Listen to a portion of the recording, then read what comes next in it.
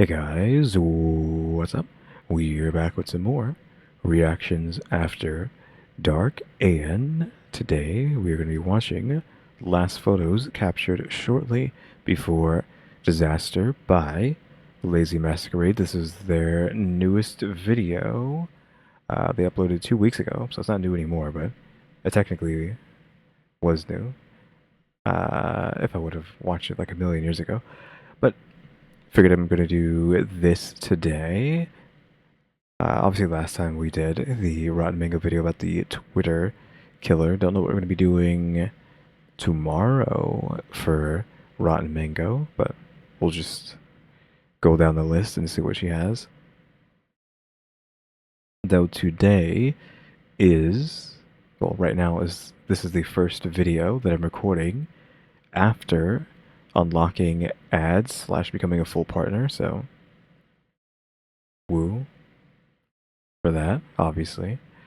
Uh, Ads are turned on everything now, but this is the first video I'm actually recording after realizing that I am full partner now, so we've finally done it. So thanks to everybody who has been watching recently and subscribing and all that. So thanks everybody who's gotten us to this point. I'm thinking, spoilers, that I might do a Into the Chinaverse live stream maybe, and I'll watch like maybe a couple, like the first two Chinaverse videos that are in the playlist that you look up when you look up the Chinaverse. We'll see. I feel like that's something people would want to do. I mean, people really want the Chinaverse, so I think celebrating the becoming a full partner by watching the first couple episodes of the Chinaverse is probably the way to go, I would assume. So be looking out for that. I don't know when I'm going to do that. Could be tomorrow. I mean, it could be today. Could be tomorrow. The next day. I don't know. I'll have to see. Because it's going to be a lot of work just in the fact that it's going to be hours and hours and hours long of a live stream. If we're doing two of Stephanie's videos in one video, it's going to be like, who knows, like 5, 6, 7 hours? I don't know. Hopefully it's not too bad. But again, thanks everybody who's been subscribing and watching.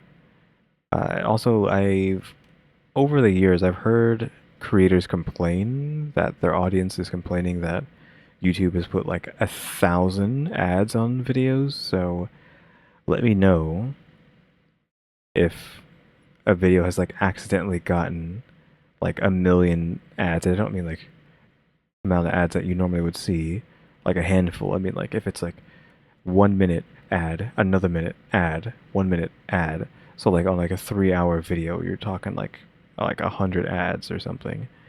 That's what I mean by that. So if you see anything like that, let me know. But yeah, we are just gonna get into this Lazy Masquerade video. Been quite a while since we've watched him.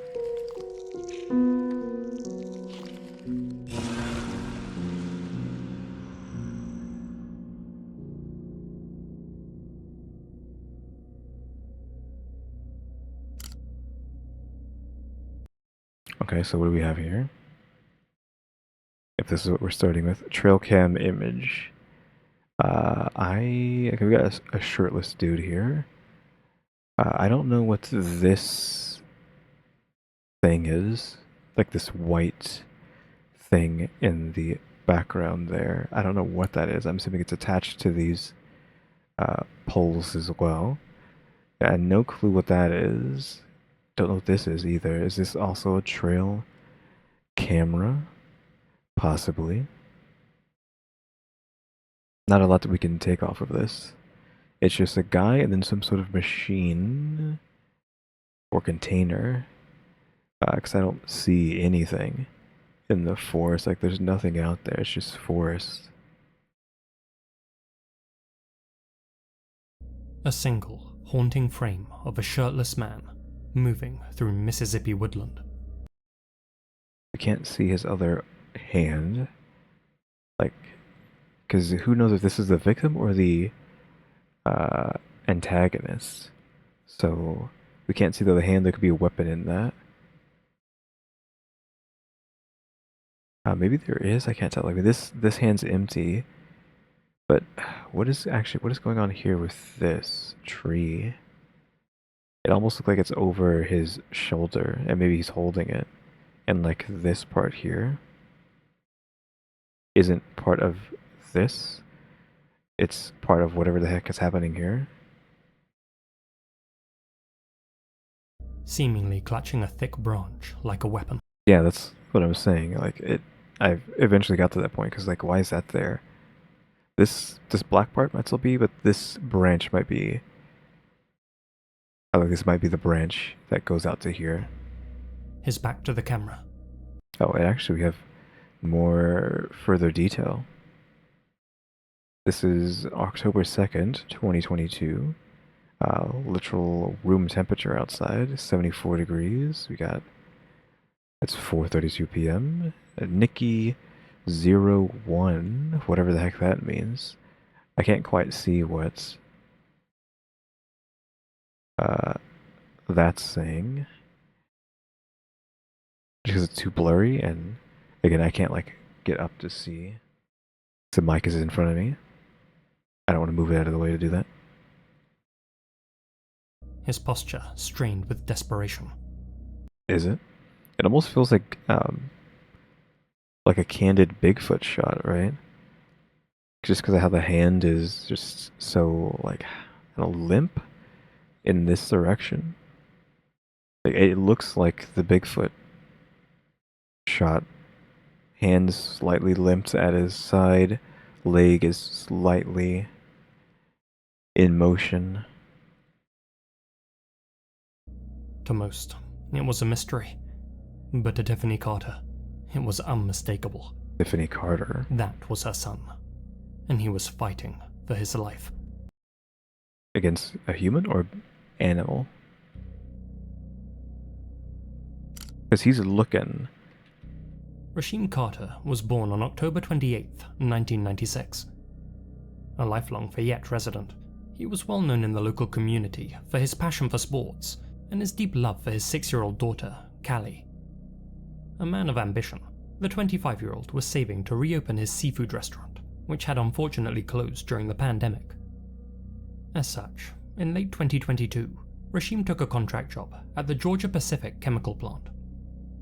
He was part of a group of temporary employees staying at a Super 8 motel in Laurel and commuting roughly 20 miles each day to the worksite in Taylorsville. Many of them were from out of state, and many of them didn't get along with their latest recruit. Okay, so this is a human on human situation then? Is this going to be murder? These guys murdered him out in the woods, and they just happened to cross a trail cam in the process of doing that? I'm guessing it didn't happen on the trail cam. They just caught him before all this happened. But he was like looking straight out in front of him, so I don't know if he saw something we couldn't.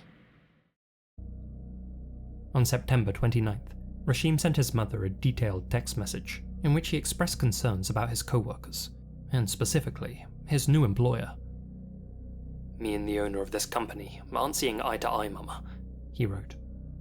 "If anything happens to me, he's responsible for it. He's got these guys wanting to kill me." It's like, what do you mean? You're just doing a job. Like, why would they kill you? Unless it's more than just that. Like, not on his side, but like the employer and the people who are under him. On Saturday, October 1st, Rasheem carpooled to work with colleagues that he was on better terms with. This is the day before the picture. Though for unknown reasons, they weren't able to take him back. Thus, after work, he went in search of a ride back to the motel. While on the outskirts of town, Rasheem FaceTimed his mother, Tiffany, said that he was being chased by a group of white men in 3 separate trucks, and that they were hurling slurs at him. Okay, I guess that kind of builds a better picture of like why they would be so mad and want to kill him. Because like, you're just doing your job. Why would you kill someone over their work? We're just going with it's racism? Question mark. Things were apparently so heated that he not only felt targeted, but feared for his life. He reportedly entered a family dollar store and Why does this look familiar? This isn't Texas, but I swear I've seen this exact, like, building before, but I think it was a Family Dollar. It wasn't a Dollar Tree. This is hid Mississippi. inside, but overheard the cashier tell someone over the phone, "Yeah, he's in here." Following his mum's advice, Rashim went directly to the Taylorsville Police Department. No officers were present, so What do you mean there's no officers at the police station? They didn't keep a guy around? Like, what was happening that not a single officer was at the place that they should be at? Like, I feel like there should be a rotation of people who stay at the building and of people who patrol and answer calls or whatnot. But I'm guessing things were just that dire. But what else was happening while this was happening? And I feel like if they're not there, who cares? Just stay there. Like, sit in a bench or something. Or, like, lock yourself up so no one can get you. instead, he walked to a nearby Exxon gas station. I'm guessing maybe you weren't not going to be allowed to get into the building. Maybe, like, the actual building was closed off. There, he found an officer refueling his car and reported that he had gotten into a verbal disagreement with co-workers and said he felt like he was in danger. He asked the officer for a ride back to Laurel, but was told it was outside his jurisdiction. Hold up, I didn't To a catch any of verbal that. disagreement with co-workers, so instead, he walked to a nearby Exxon gas station. Okay, he's at a gas station. There, he found an officer refueling his car and reported that he had gotten into a verbal disagreement with co-workers and said he felt like he was in danger. Also, where's Lazy going here? Is he going to the He gas asked the station? officer for a ride back to Laurel, but was told it was outside his jurisdiction. Okay.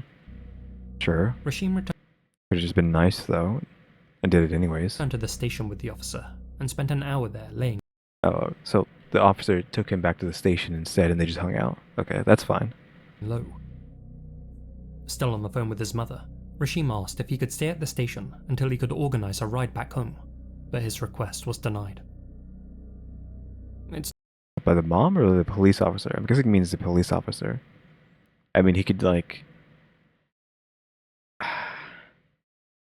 what's better? To go out and be in danger, or, like, I don't know, flick the officer's forehead and have it count as assault so he can lock you up and then now you're safe. You know, something to get you thrown in jail just so you don't have to worry about anything. not known where I know that's, like, silly, but, like, people get themselves locked up on purpose so they don't have to deal with trouble or just having to live, I guess. Like, because you get shelter and 3 meals a day, right? So I don't know if there's any way he could just be like, hey, can you just lock me up for, like, a day or something?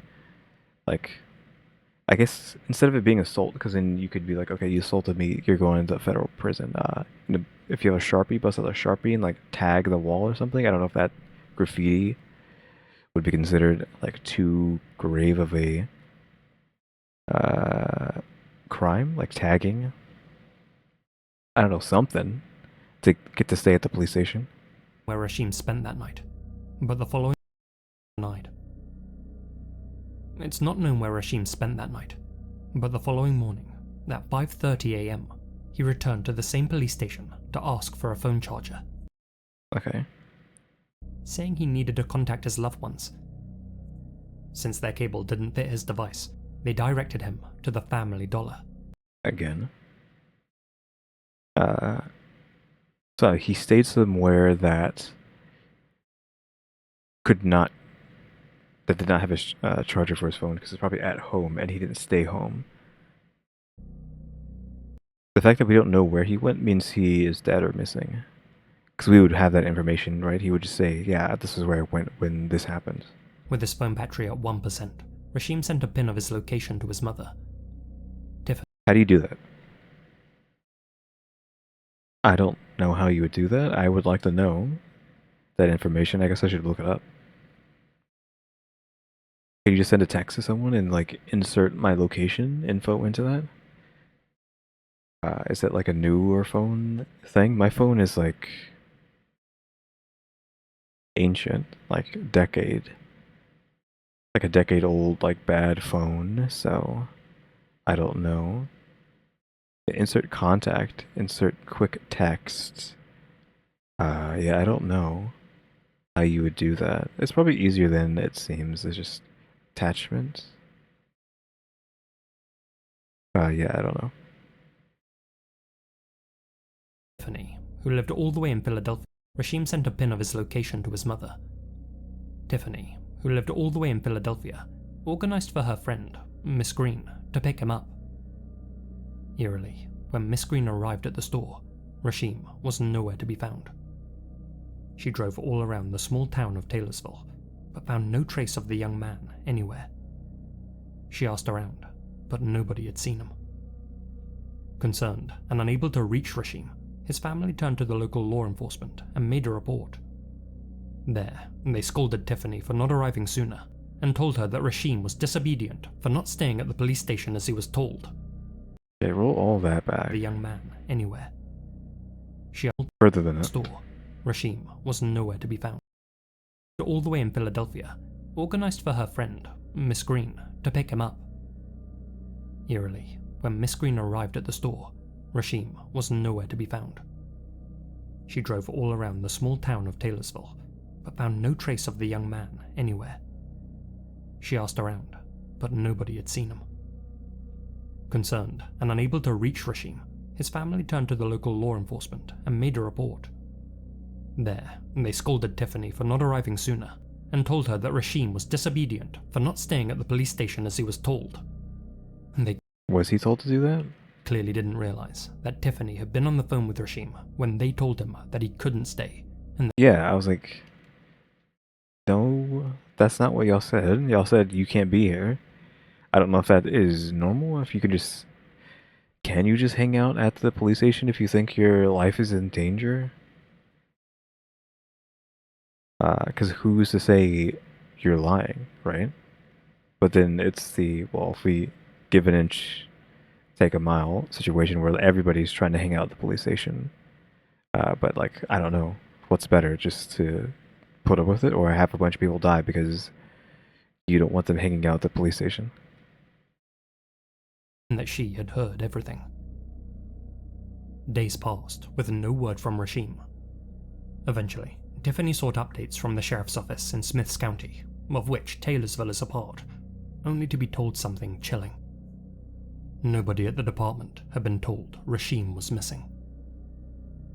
Realizing that the official search was disorganized, or non-existent, Yeah, the police messing up. Rashim's family launched an effort of their own. They retraced his last known steps, arriving at the dollar store where he was last seen. The staff presented them with security footage, which showed Rashim leaving the store at 10:45 AM. But when asked if the police had ever reviewed it, the employees said no. Nobody had even asked. Then, a property owner in Taylorsville found something troubling. Trail cam footage of an unknown man running through his land at 4:32 PM. Tiffany immediately knew that the man in the image was her son, and that something wasn't right. In her opinion, the noticeable dark marks on her son's head and left arm weren't shadows as the police asserted. Okay, I think what we're assuming is, yeah, this, which I didn't notice before because of how zoomed out it was, and even like that, was like heavy bruising. If you go back further, I believe on the head is, she means here. Of course, then you have the shoulder there, maybe even like there. Noticeable dark marks on her son's head and left arm weren't shadows as the police asserted, but bruises. Okay, this looks like shadow, but also there's the camera's kind of screwing things up. Cause yeah, it looks like shadowing, but then you have like the colors in there, but like you can see you have like blue and then the red and blue and then red because of the how bad the camera quality is. So it could distort these things and make them look like bruising. But like obviously like this looks like a big bruise too, but is it? The object you're seeing here. Okay, thank you for explaining that first, but yeah, I don't know if he's looking, like his direction is like off in this direction somewhere. But like, is he looking at this? Or is he looking past it, like out here somewhere? Like his gaze is going here. To like somewhere in this vicinity. Here is a deer feeder. Okay, that's what it is. That makes sense, because it's a trail cam. So they can look at the deer. As you can see from this image, there Is this the same place, or is this just an example? weren't any tree limbs being used to support the tripod, so it seems that Rashim was holding onto this large branch here. But for what purpose? Though a full video does exist, investigators claim that nobody else appears in the footage, and this is the only frame they've publicly released. The exact location of the trail cam hasn't been revealed either, though it's worth noting that according to a write-up by his aunt, Rashim's mobile phone last pinged near Clear Creek, so it's possible that this image was captured somewhere around there. Exactly 1 month. Yeah, but someone said, "Hey, I got some footage on my trail cam," so somebody knows where this is. It's just they don't want to say. They don't want the public to know for some reason. After he disappeared, on November This is a around month. there. Exactly 1 month after he disappeared, on November 2nd, 2022, Rashim's partial remains were found scattered deep in those same woods. Yeah, partial, so he's dead. His head, which was located 300 yards from the trail cam, had been severed from his body and was completely stripped to the bone. His spinal cord was found in a totally separate location. Over time, 24 bones and fragments were found scattered across 2 acres, along with his jeans, driver's license, motel room card, and an iPhone battery. Neither the shirt that he had been wearing that day or his iPhone have ever been found. Despite the disturbing circumstances, I'm guessing nobody is going to get in trouble for this, because even though he clearly said, "Hey, there's some stuff up, like my boss and these specific people are trying to get me," the police are just gonna be like, animals got him, that's all. law enforcement quickly labelled Rashim's COD as undetermined, yet definitively stated that there was no reason to suspect foul play. He literally went to y'all multiple times saying people were trying to kill him, and you're like, "Oh yeah, there's no foul play." They suggested wild animals may have been responsible for Yeah, what did I say? They're gonna say the animals did it. his death, or that he may The cops are in on it. have OD'd on some form of illicit substance, an assertion based on no evidence whatsoever. Yeah, it's just the cops are in on it. Probably racist too, I guess. Even though the guy who took him back to the police station and let him hang out there for a second that seemed like they were nice, but now they're just goofing and just being lazy and just don't want to do their job. Though it is likely that scavengers were responsible for scattering Rashim's remains, many think that the young father was being hunted in those woods by humans. In December of that year, a disturbing rumor began circulating.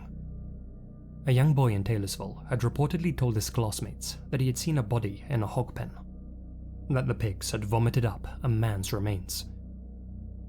That rumor has since proliferated in the so-called sundown town of Taylorsville. In February 2023, when Rashim's family held a peaceful protest there demanding a more thorough investigation, they were met with verbal abuse and threats from several men in the crowd. Men who were known to meet at a diner with the police chief for secretive talks after Rashim's demise. It's a conspiracy. That's according to an interview with a diner employee who chose to remain nameless, apparently out of fear of repercussions. Although that much is hearsay, the chief did post a photo to Facebook showing a man hosing away sidewalk chalk that read, "Rashim's life mattered." His caption? "Little cleanup." Heck yeah. Can we do something about this? followed by a waving emoji. At best, an extremely tone-deaf post. In civil rights attorney Ben Crump's words, there's nothing natural about this case. Yeah, like they're all in on it. If we want to go super conspiratorial, the town just hunts people, like the ultimate game or whatever, and he was just the next one, and the cops are in on it. Uh, so it's like, who is going to do anything about it? Like nobody, I guess. If the government doesn't step in, like the government that's detached from this city, town, does it come in and do something about it? It's just there's nothing you can do. It screams out for justice. What we have here is a Mississippi lynching. Yep. Rashim's family concur. They remain adamant that he met with foul play, citing that his card had been used to withdraw $500 from his bank account 2 days after he disappeared. Taylorsville PD dispute that the card had been used to make that withdrawal, as Rashim's wallet and all his cards were found in the woods. By the time they got around to speaking with Rashim's co-workers, most had already left the state. The authorities say that none of them are considered suspects, as their GPS coordinates showed that their phones weren't in the vicinity of Taylorsville on the day Rashim vanished. Well, we're just taking your word for it, but To this day, the case of Rashim Carter remains shrouded in mystery. His family continues to demand answers, and yeah, like, there's just nobody that's like above the cops that can just come in and be like, okay, y'all suck, you're all going to prison. But it's not like the FBI or any of that. Uh, it's not like they're going to come do anything. It's not like their job to do that. There's no like super cops that are like on top of the cops. If it seems like the cops are goofing, the super cops come in and like uh, look into the case. It's like eventually everyone's just going to be bought out, right? Just like whatever's happening here. It's just always a lose-lose. are calling for a federal probe from the US Department of Justice. Because they're actually trying to get the FBI in. I guess maybe they'll show up, but I doubt it. Although Smith County authorities initially dismissed foul play, they now acknowledge that it remains a possibility that can't be ruled out. Why? Because people are trying to get the FBI here. So now you're like, oh, actually, maybe it is.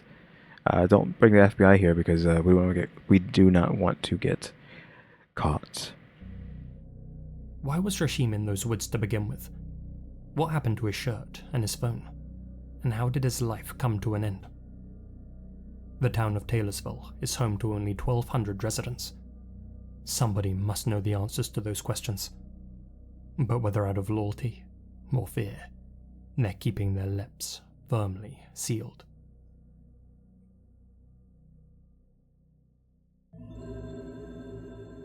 We got the little 3D intermission. Okay. We have a woman making a silly face and the peace sign. Is this zoomed in? Do we got more information on what's happening here? I don't know if she's being silly or she's just like was being silly and then something happened and that her expression changed to this. So this caught my eye here, whatever this is. Well, that's like it's like here. Like I don't know what that is. I don't know if that's just part of the tree or like something else that's right there. Like whatever that is. Can't quite see it. It's way too zoomed in. It was a rainy Friday evening in the Netherlands when Anne Faber, who got caught in the downpour, decided to take a goofy little selfie for her boyfriend. Okay, so it is supposed to be Goofy. She pulled a silly face. Okay, here we go. Like, is it just her hair? Just clashing with the trees? I feel like this is just a Goofy photo, and there's no like maliciousness to it. It's just a photo that just happens to have been taken before something bad happened. Like if you're trying to be crazy, you could argue that like this isn't her hood, and it's like someone behind her. But I think it's just her hood. Yeah, I got nothing else. She looks like she's in a parking lot, question mark, just from like the pavement down here. This could be a bus stop back there, like right there. Like, that's all the information you can really get out of that for now, without staring at it for like too long. Snap the photo and hit send. Yeah, I think it's just this earlier was just her hair coming out, like out this way, and then it's just like clashing with the trees in a way that made it look weird. It's just her hair. Minutes later, she would cross paths with a monster and fall off the face of the earth. It just spirited away, kidnapped. At the time, Anna was a 25-year-old student living in a shared house in Utrecht and was known for her energy, kindness, and determination. She had earned her bachelor's degree in business administration and was working towards a master's in cultural economics and entrepreneurship. Her dream was to one day run a major museum like the Guggenheim, a lofty ambition to be sure, but she was also the kind of person who balanced hard work with deep friendships. Despite a packed social life and heavy workload, Anna was laser-focused on her goals. To cope with her busy schedule and clear her mind, she often partook in that classic Dutch pastime, cycling. Indeed, she loved nothing more than taking her bike out to the countryside and getting some fresh air. Was she doing this in that photo? On September 29th, 2017, at around 5 PM, Anna set out on a planned 20-kilometer bike ride. Okay, so that, I mean, so we see bikes in the background here. I don't know if this was the same day, or if this just happens to be a picture that they have of her that has bikes in the background. Midway through her cycle, a heavy rainstorm hit. Okay, so it is earlier that day, so same day. At 6:50 PM, she snapped this selfie. If you couldn't see that, because it said it like down here that that other photo was taken earlier that day. Soaked and grimacing, flashing a peace sign. She immediately sent it to her boyfriend, Nathan, hoping it would give him a laugh. And it did. Sadly, it would be the last photo of her he would ever receive. When Anna hadn't returned home by 8 PM, Nathan began to grow worried. He called and texted, but received no response. By 9, he called Anna's mother, who in turn contacted the police. While the investigation got started, Anna's loved ones searched the woods in the dark and rain, combing paths with flashlights until exhaustion forced them to stop. The next morning, the formal search began. 30 officers scoured her route. A police helicopter used thermal imaging to scan the terrain. Still, nothing. Then, on October 3rd, a breakthrough. Friends found a jacket near Amersfoort. It was Anna's. I'm guessing the one that was in the photo. 2 days later, on October 5th, Anna's bicycle was found submerged in a pond in Blucher Park. A day later, her backpack was discovered in the same area. Okay, so there's everything just scattered everywhere. Her jacket's off, which is not good because it was raining. Could get sick. I mean, if she's still alive, but obviously she's not. Bike's gone, mode of transportation's gone, her backpack with all her stuff in it's gone. At first, the evidence led nowhere, but DNA recovered from Anna's jacket changed everything. It pointed to a 27-year-old man named Michael P., who was living in a psychiatric facility in Den Dolder. Due to strict Dutch privacy laws, which do extend to convicted criminals, Michael's last name wasn't revealed to the public in Holland. That being said, such laws don't apply where I'm from, and I have absolutely no moral qualms revealing that his full name is Michael Ponhaus. What the Dutch media could reveal was that he had served time for SAing 2 teenagers at gunpoint in 2010, a crime he once described as a dream come true, and that he was now being treated for aggression and addiction at the clinic. Okay, why is he not like permanently in jail? Did he break out? I didn't hear that part, or did they just let him out? Knowing what type of character he was, the police were particularly rough when they arrested him. Through strategic interrogation, detectives persuaded Michael to confess, and as it would turn out, this final photo of Anna was taken mere minutes before he did the unthinkable. According to Michael's account, he had taken his scooter out for a ride near the clinic. As part of his reintegration process, he had been granted unsupervised leave from the clinic for the evening. I mean, I don't know why he wasn't just permanently in jail. It was while out riding that he accidentally crashed into Anna, knocking her from her bike. Though he initially Accidentally, in quotes. Accidentally crashed into Anna, knocking her from her bike. Though he initially intended to help her, she insisted on calling the police. Why? Michael's scooter was uninsured, and thus, he panicked. Instead of facing the consequences of his actions, he instead pulled out a blade, destroyed Anna's phone, and forced her into the woods. What followed was a brutal violation. He then bound Anna's hands with zip ties, placed her on his scooter, and drove her to the remote terrain of Soesterberg Air Base. Fearing that her screams might attract the attention of passers-by, Michael panicked yet again, and, in a sudden act of violence, slit Anna's throat. After taking her life, Michael tried to cover his tracks.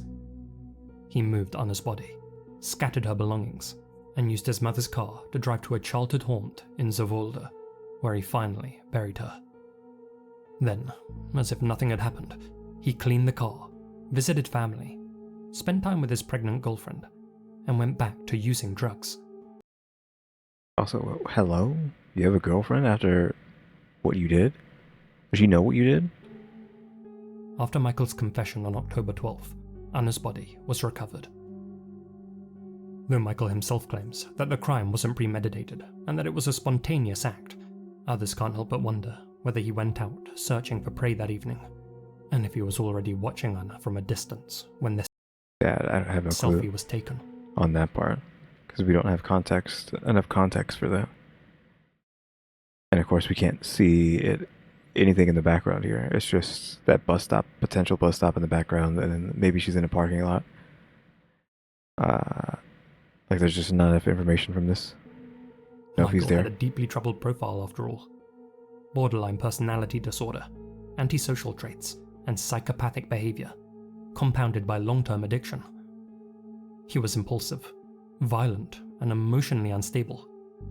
And yet, for some bizarre reason, he was permitted to leave his clinic 3 times per day. Yeah, again, like, why was he allowed to leave at all? On top of, why was he not in jail for what he did before? Like, hello? We're just gonna pass it over? Him assaulting 2 teen girls at gunpoint? Question mark? And was somehow able to get a blade through security without anyone realizing. In July 2018, Michael Bunhouse was sentenced to 28 years in prison. 28? Why not 100? Followed by indefinite psychiatric detention. Okay, so 30 years in jail, and then once he's done with that, then he's basically in asylum jail? Question mark? He was also ordered to pay over €100,000 in compensation to Anna's family. Additionally, he was convicted of attacking 5 staff members during his psychiatric evaluation before trial. Did he get more time for that? June 2020, his sentence was reduced by 4 months after it was determined that his rights had been violated during his arrest. 4 months? Why? Because they beat him up a bit? 4 months? I mean, whatever. It's still the same thing, still 30 months. He had been tackled and sustained a broken shoulder and other injuries. Anna Faber's slaying shook the Netherlands. The subsequent inquiry revealed major gaps in communication between the institutions responsible for monitoring offenders. For example, the Den Dolder Clinic was unaware that Michael had previously served time on SA charges, as he had refused to let the prison share that information. How do y'all not know that? The clinic only knew about his history of aggression and substance abuse. So they were helping him with that, but they didn't know that he was an offender? A report later found that no one had assessed the risks associated with his behavior or evaluated the likelihood of him reoffending. Yeah, I don't know how he wasn't in jail for a million years, for the first thing. Reforms followed. Stricter leave policies, better risk assessments, improved interagency coordination, and tighter supervision for those granted freedom from psychiatric facilities. Anna's story is one of unimaginable loss, but also of change. Her slaying sparked reforms that could save lives. Her memory endures, not only through the people who loved her, but in a system now trying, however imperfectly, to prevent anything like this from ever happening again. I'd like to end this segment by giving a shout out to the lowest crime. Big shout out. 3 subscribers for this guy. I wonder how many he has now. Who's covered many Dutch cases on her channel, including this one. She only has 3 subscribers at the moment, but has some really well researched podcast style uploads. Have I seen this channel pop up? I think I've seen this channel pop up on my feed. Let's see how many they have now. Alright, so that shout out by Lazy Masquerade jumped them up to about, or getting close to 3,000, so good for them. So went from 3 subscribers to 3,000. Way to go. Be sure to go and check her out. Link in the description.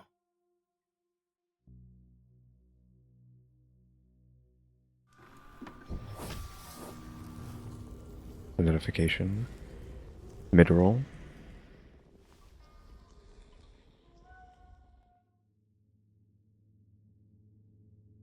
I feel like I never say that.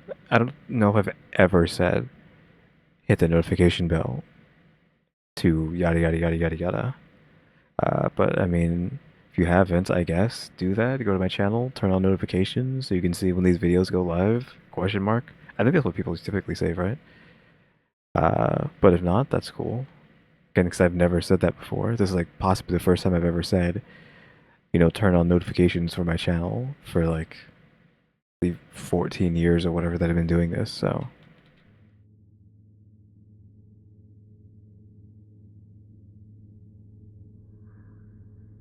He claimed to heal the broken. He offered solutions to sensitive problems. He sold love by the bottle. But behind the ritual candles and whispered incantations, an Indonesian mystic was orchestrating something far darker. On the outskirts of Medan, North Sumatra, lived a man named Ahmad Suraji. By trade, he bred cattle, but by reputation, he was Datu, a revered dukun, or witch doctor, who specialized in spiritual services. People flocked to him from all over Indonesia, seeking his powers, especially women.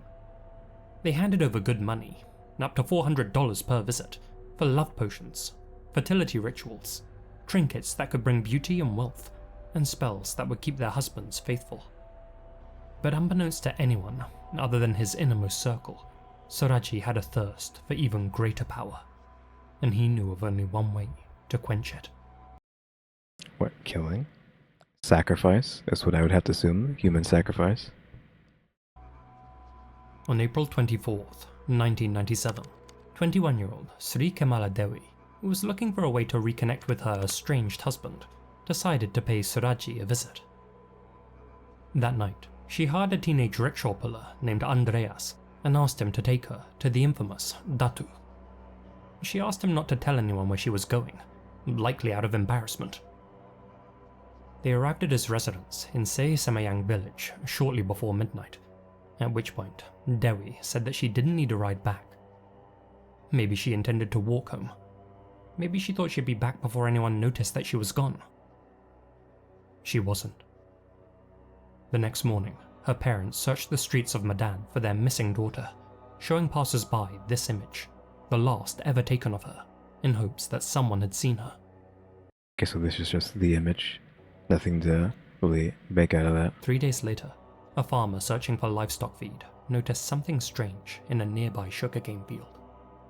Heavy rain had softened the ground, peeling back the topsoil. Just 10 meters in, he saw a mound that didn't belong. He alerted the village head, who gathered a posse of men, including Suraji, and went to investigate. As they dug, a foul stench rushed up from the earth. Thick, putrid, inescapable. Still, they pressed on. And then they found her. A female body, disrobed, buried in the earth with her head facing in a very specific direction, toward Ahmad Suraji's house. Dewi's mother heard about the discovery and immediately rushed to the scene. I guess we're assuming that having them face the house is some sort of Uh, like it's like part of the ritual. It has some sort of meaning. Gives him power. I don't know what he's gaining out of that. As soon as she laid eyes on the corpse's feet, she knew it was her daughter. Her family was shattered, but none of them could explain how she had ended up in a shallow grave in the middle of nowhere. By morning, the police arrived. That's when Andreas, the rickshaw puller, came forward and told them about the victim's final taxi ride. Dewi said that she wanted to go to the witch doctor's house. I was curious, because it was a little late, so I asked her why she was going there. She scolded me and told me not to be so nosy. That tip was all the police needed. They raided Saraji's home. Inside, they found Dewi's belongings. Her handbag, her dress, her bracelet. At first, Saraji denied everything, claiming that he had found the items in a field, but the evidence spoke for itself, and under questioning, he admitted to 16 other murders. How has he killed 16 other people? So he's a serial killer, but how did he just easily do that? And what is the purpose again? Like, it's just human sacrifice that equates to power? Well, clearly he didn't do anything, because you're arrested now and probably dead. Investigators later found a stash of jewelry and clothing tied to 25 more missing women in his home. So even more than that? Eventually, Saraji cracked. He confessed to killing over 42 women in the span of 11 years. Just killed 42 people in 11 years, and he just got away with it. And maybe, like there's more to it than just that then. But like really? More than a decade of just killing? Rotten Mango has to have a video on this, right? Because this is a crazy story. This is a Rotten Mango story. From 1986 to 1997. According to him, the method was always the same. A woman would arrive at his home, seeking his services. He'd charge them his customary $400 fee, dig a hole in the sugarcane plantation, ask the woman to sit in it with her legs stretched out, bury her up to her waist. He told all of them that it was a necessary part of the ritual. Then he'd kneel down and strangle them, sometimes with his hands, other times with a length of cable. Once they had stopped breathing, he would lean in and suck the saliva from their mouths. The heck? Is he actually demonstrating how he did it here, I'm guessing? Self-proclaimed sorcerer believed that he was chasing immortality one corpse at a time. Why? Because the ghost of his father, Jogan, told him so. In a dream, his dear old dad, also an occultist, materialized from beyond the grave and told Saraji, "Drink the saliva of 72 dead women, and your powers will grow." Okay, well, and he was getting close to that, unfortunately. Though he just said your powers will grow. In a statement to the That has nothing to do with immortality. police, Saraji admitted, "My father didn't specifically advise me to kill people, but I was thinking it would take ages to find 72 women who had passed from natural causes. I was trying to hit my target as fast as possible. I took my own initiative."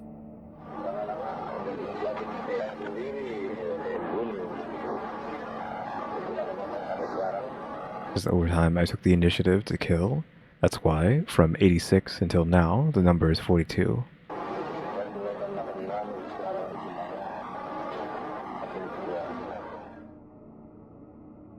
After ending their lives, Saraji would remove their clothes to speed up decomposition and twist their heads to face his home.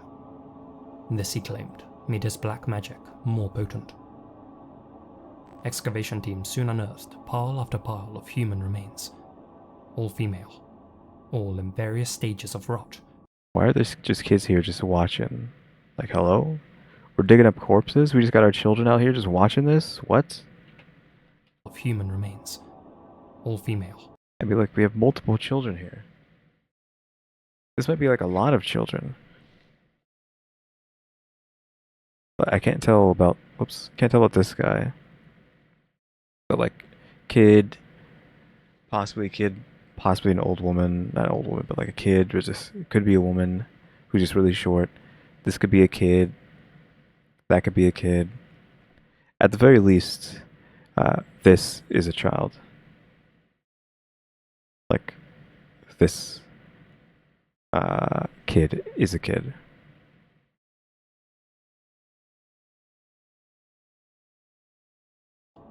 All in various stages of rot, all facing towards Soraji's home. One was as young as 11. The oldest was just 30. Most were never reported missing and remain unidentified to this day. Investigators believe that many were too ashamed to admit they had visited a shaman for help, hence why nobody linked their disappearances back to the mystic. During a televised reenactment, viewers watched in disbelief as Soraji placed mannequin heads into the earth and walked police through every gruesome step. Okay, so yeah, he did just show them exactly how he did it. Right there in the same field. In perhaps the most stomach-churning moment, he even demonstrated how he sucked the saliva which dripped from his victims' mouths. Though they didn't feature in the reenactment, he actually had 3 wives, all sisters, who helped him cover his tracks, and at Yeah, they were just in on it. least one, the eldest, Tumini, helped him carry out the slayings. Okay, so an accomplice, but what about the other 2 women? Are they going to jail as well? But I'm not surprised. Like, again, like serial killers and just crazy guys like this, you'd be surprised. They typically have somebody that's there for them.